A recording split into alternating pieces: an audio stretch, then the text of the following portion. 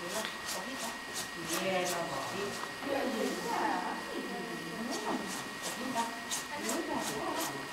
Hyvä. Tossakin se vaan katsoo, että onko täällä vai ei. Hyvä, ne saa kyllä sen mustalle matolle tulossa vastaan. Sitten mä kysyisin yhden vuorolla kesken. Mitä mä teen? Mä oon nyt tätä sivulle opettelemista tehdä. Oli se sama, tulee se täältä vai täältä. Niin katso, kun mä teen ilman namia, että tekee sen. Lila! Lila! Lila! Sivulle! Sivulle!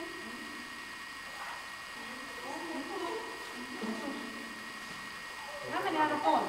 Joo, helpotat sitä. Se on liian vaikea vielä. Eli tavallaan se, että kun sä lähdet tekemään sitä, niin yleensä siis mäkin kun mä treenaan sivulle tulla uuden koiran kanssa, mä käyn tosi kauan aikaa makupalaa. Joo. Mut se, että se kannattaa tavallaan, että se oppii just sen oikean jutun. Ja se, että se pitäisi lähteä yhdestä käskystä. Joo.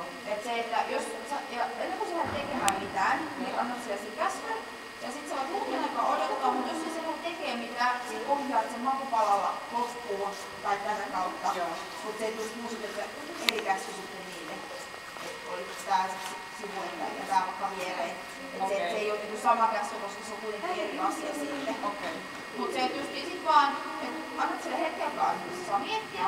Sitten jos se onkin sellainen, että hei, vähän lähtee sinne päin, niin sit aina kuitenkin ohjaat sen loppuun asti. Että tavallaan se, että voit antaa sille aina mahdollisuuden.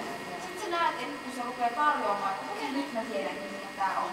Mut sit jos se jääkin puolin kiinni, niin sit se tietää jo vähän se, että mikä se homma nimi siellä on. Eihän niinku hetkellä, mutta se tulee käskystä, ihan lähtee tulemaan, mutta se tekee melkein aina semmoisen makupalat, mä en ohjasta, että se työntää ylös tai näin. Joo. Mut sit vaan kun se lähtee tulemaan, niin sit ohjaat vaan loppuun asti sen sieltä, että tavallaan se loppu on aina. Totta kai se onhan se helpompaa sille, kun tulee näin sun niinku eteen, kuin se, että pysyy siellä vielä. Se on aina se loppuun sieltä. Ja tavallaan se, että silloin niin pieni käsitys siitä, mikä se on, mut sit vaan se, että kun se loppu vielä saa sieltä niinku Loppusilauksen. Loppusilauksen nimenomaan.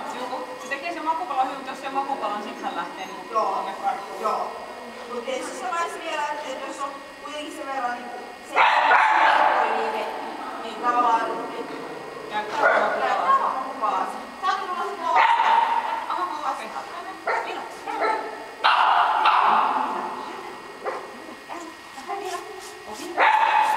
Lila. Käänny. Lila.